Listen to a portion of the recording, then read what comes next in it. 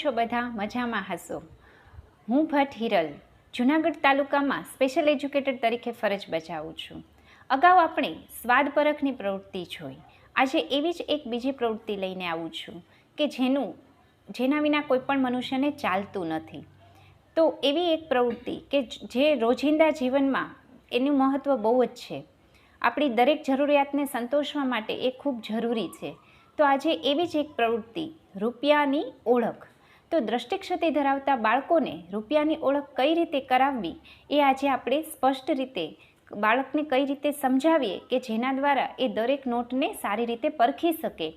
તો એવી એક પ્રવૃત્તિ લઈને હું આજે તમારી સમક્ષ આવી છું.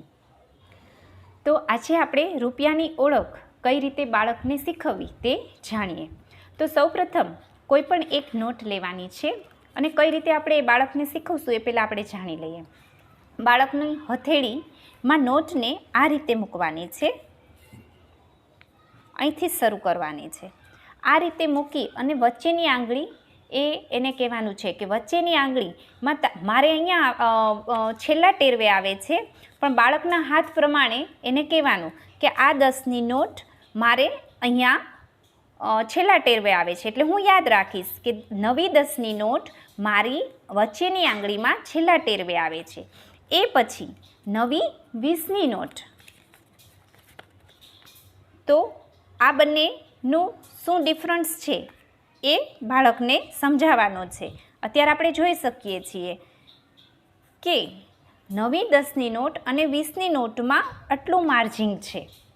20ની નોટ 10ની નોટ કરતાં થોડી મોટી છે, એક આંગળ જેટલી મોટી છે. તો પછી આપણે એના હાથમાં 20ની નોટ ગોઠવશું.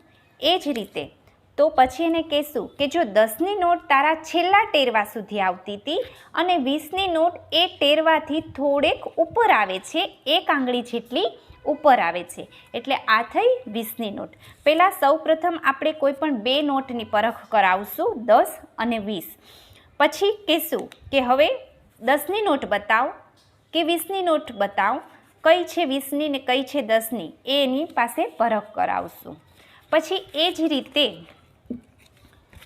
આ નોટને ટર્ન કરી લેવાની છે. આ રીતે ટર્ન કરી અને હથેળીમાં મૂકવાની છે. તો એને ખ્યાલ આવશે કે 10ની નોટને ટર્ન કરતાં મારી હથેળીમાં આટલી જગ્યા વધે છે. આ સાઈડ ઉપર નીચે બરાબર છે. જે પ્રમાણે બાળકની હાથની સાઇઝ હશે એ પ્રમાણે એને અનુભવ દ્વારા એને શિક્ષણ પૂરું પાડવાનું છે. એ પછી 20ની નોટ એને ટર્ન કરશું.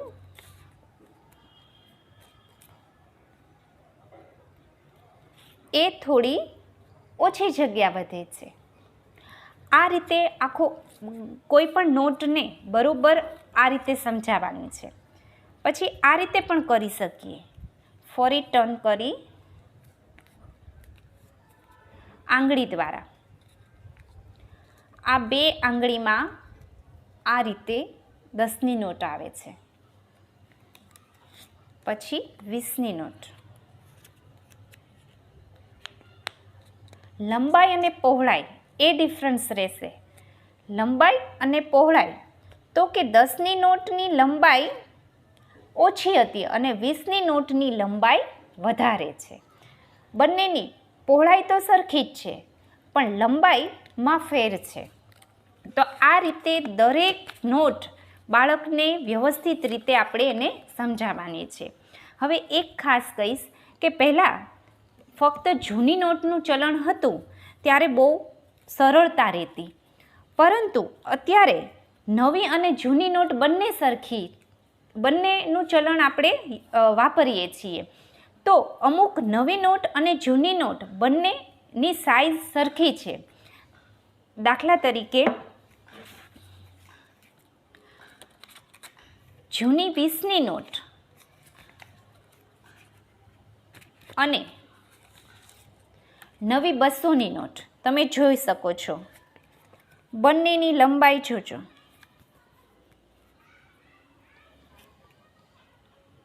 બરાબર, આપણે જે જોઈ શકતા હોય છે એને પણ પ્રોબ્લેમ થાય છે. તો બંનેની લંબાઈ સરખી છે, થોડોક જ પહોળાઈમાં ફેર છે. એટલે આ અનુભવ દ્વારા બાળક શીખશે.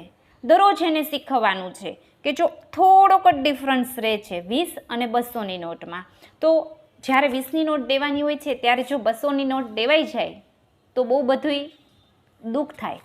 તો એ જ રીતે 10ની નોટ અને 50ની નવી નોટ એમાં પણ એ રીતે છે.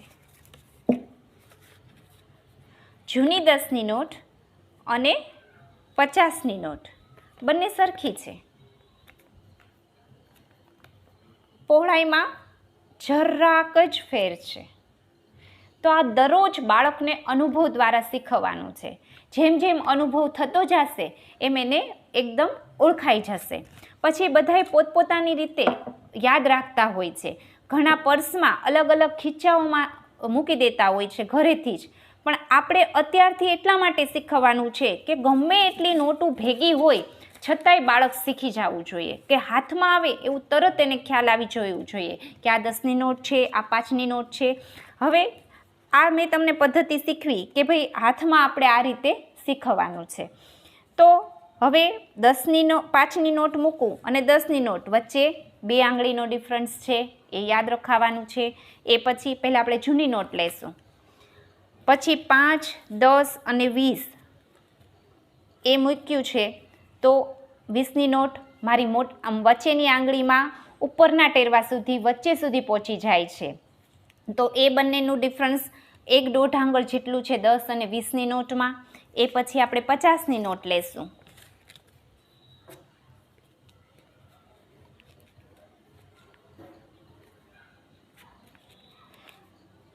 તો 50ની નોટ લંબાઈમાં નાની છે પણ નીચે પહોળાઈમાં 1 આંગળી જેટલી મોટી છે. એ પછી લેશું આપણે 100ની નોટ.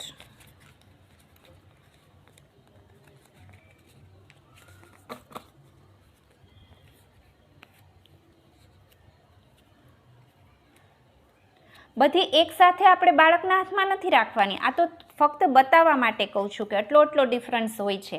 પણ આપણે 2 નોટ લેશું અને બાળકને ડિફરન્સ બતાવતા જઈશું.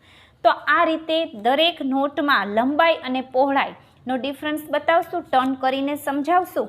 અને પહેલાં કીધું એમ કે અત્યારે નવી કરન્સી નવી રૂપિયાની નોટમાં આપણને પણ બહુ જ તકલીફ થાય છે. તો આ બાળકોને પણ ખૂબ જ થવાનો છે. પણ જેમ જેમ અનુભવ કરશે, જેમ જેમ દરરોજ પ્રેક્ટિસ કરશે એમ એ શીખી જશે. તો હવે આપણે જો નવી નોટો જોશું તો નવી નોટમાં પહોળાઈમાં બહુ ફેર નથી હોતો, લંબાઈમાં ફેર હોય છે. તો આ 10ની નોટ, આ 20ની નોટ, એમાં 1 આંગળી જેટલો, એનાથી અડધી આંગળી જેટલો 50ની નોટમાં, પછી 100ની નોટમાં, 200ની, 500ની અને 2000ની. આ રીતે દરેક નોટમાં થોડો આંગળી, અડધી આંગળી એ પ્રમાણે ડિફરન્સ છે. બસ 2000ની નોટમાં બહુ બધો ડિફરન્સ છે. તો આ બધું આપણે એને પ્રેક્ટિસ ને અનુભવ દ્વારા શીખવશું. અને બીજું એ કહું છું કે નવી નોટમાં 100ની નોટથી અહીંયા તમને દેખાશે 4 લીટા છે. આ જે 4 લીટા છે ને એ સ્પર્શ થાય છે. એ આપણે વ્યવસ્થિત રીતે, અને દ્રષ્ટિક્ષતિ ધરાવતા બાળકોને સ્પર્શેન્દ્રિય બહુ સારી હોય આપણી કરતાં, એટલે એને ઝડપથી સ્પર્શ થતા હોય છે. તો આ 4 આ રીતે યાદ રખાવી શકાય કે અહીંયા 4 લીટા છે અને બંને વચ્ચે ડિસ્ટન્સ પણ એને સ્પર્શ દ્વારા ખ્યાલ આવી જાય છે. અનુભવ પૂરો પાડીએ એટલે પ્રેક્ટિસ દ્વારા એને ખ્યાલ આવી જાય છે. તો કે આ 100ની નોટ છે. પછી અહીંયા પણ સ્પર્શ થાય છે. તમે આંગળી ફેરવશો ને તો ઓટોમેટિક તમને ખ્યાલ આવશે.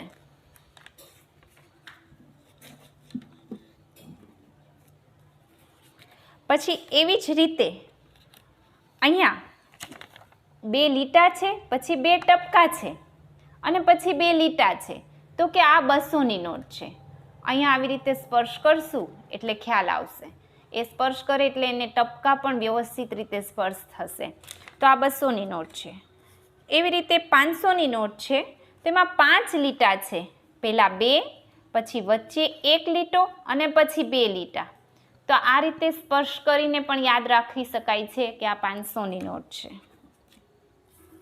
પછી 2000ની નોટ, એમાં પણ પહેલાં 1, પછી 2, પછી 1, પછી 2 અને પછી 1.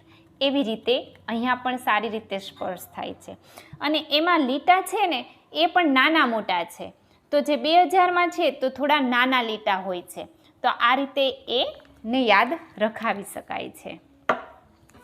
તો આપણે આજે આ રૂપિયાની ઓળખ જોઈ. નવી અને જૂની નોટ ઘણી બધી તકલીફ પડતી હોય છે, પણ અનુભવ દ્વારા આપણે બહુ સારી રીતે બાળકને સારી રીતે શીખવી શકીએ છીએ.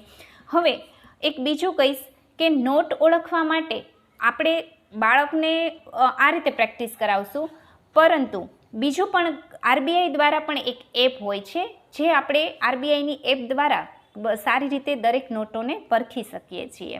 પછી ઘણી બધી બીજી પણ ટેકનિક હોય છે, કાર્ડ હોય છે, એમાં પણ એની સાઇઝ પ્રમાણે માપી અને આપણે એ નોટની ઓળખ કરી શકીએ. પણ આ વિડીયો બનાવવાનું ખાસ એટલા માટે કે કોઈ વસ્તુ, કોઈ સાધનનો ઉપયોગ કર્યા વગર બાળક ખૂબ સારી પ્રેક્ટિસથી, એના અનુભવથી આ દરેક ચલણને સારી રીતે ઓળખી શકે, એ માટે મારો આ વિડીયો બનાવવાનો પ્રયાસ હતો. દરેક બાળકને આ જ રીતે હાથની પ્રેક્ટિસ દ્વારા દરરોજ શીખવીએ તો દરેક નોટને બહુ સારી રીતે ઓળખી શકીએ છીએ. Okay, thank you.